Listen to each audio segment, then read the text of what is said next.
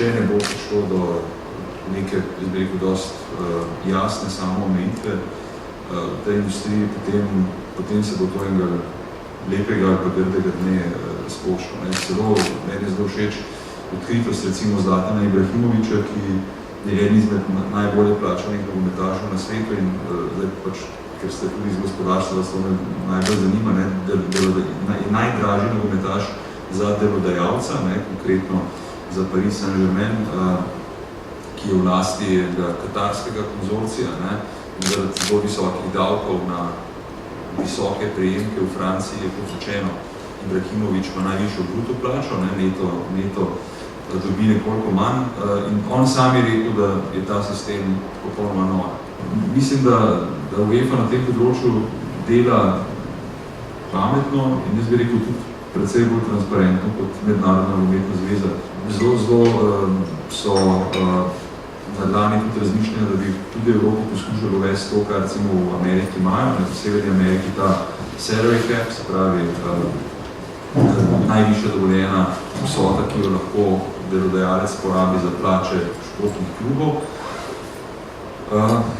Tako da, jaz mislim, da brez tega, ali pa neke oblike tega verjetno v prihodnosti ne bo šlo. Nogomet je vedno bil v bistvu zelo tesno povezan z družbo.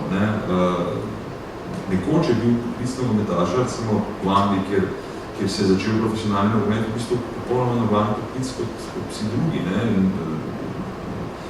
Zelo dobra referenca, pač tam recimo 100 let nazaj, ali pa še 90, mogoče 80 let nazaj so bili nogometaši plačani približno toliko kot pismonoše. Biti nogometaš včasih ni dovolj za golo preživeti. Zato je recimo tudi Brazilcev daleč največ povsod po svetu, oni so največji izvoznik delovne sile nogometne na svetu. Po drugi svetovni vojni je ogromno Japoncev zaradi neurejenih razmer, porušenja države, brezposelnosti odšlo v Južno Ameriko in izbrali so Brazilijo. Tam preživeli dalj časa, dokler se ni Japonska ponovno postavila gospodarsko na svoje noge, nekateri živijo še danes. In Japonci jim kot neko protiuslugo, kot zahvalo za to, izpustijo, torej vabijo, naj pridejo v njihove podjetja, njihove tovarne, tako je v Toyoti, na primer, okoli 8000 japonskih delavcev.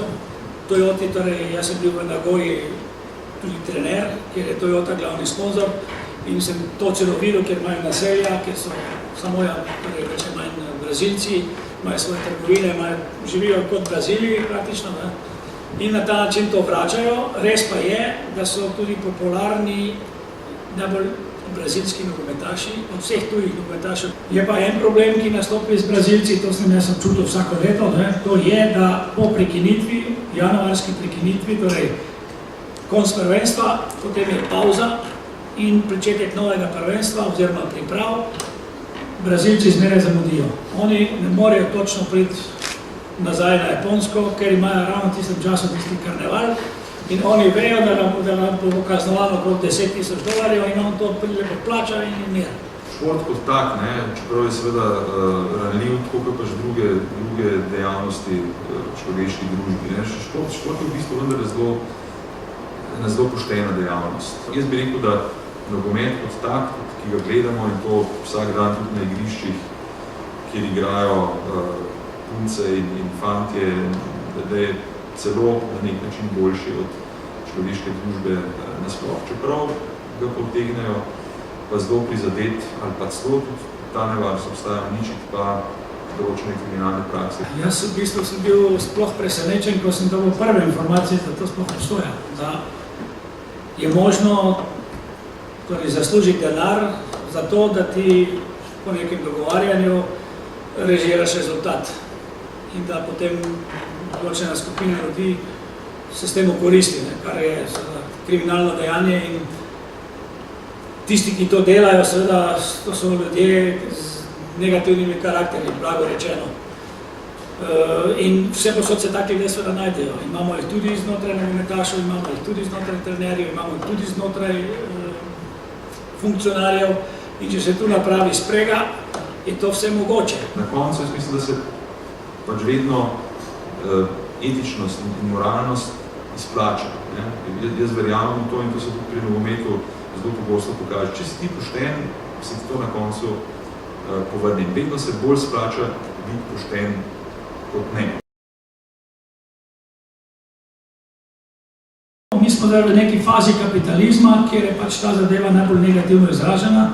Potreben bo določen čas, da bodo se stvari uredile, da se bodo odnosi popravili, da bo tu neko medsebojno spoštovanje, da bo delo cenjeno, da bo znanje cenjeno, da bo poštenost in da bomo nekje se lahko približali na neki ravni Avstrijcem, Nemcem, Holandcem, ki imajo tradicijo v kapitalizmu in takrat bo, upam, tudi te pozitivne etične vrednote pomembne in to bo tisto, kar bo gnalo ta naš nogomet naprej.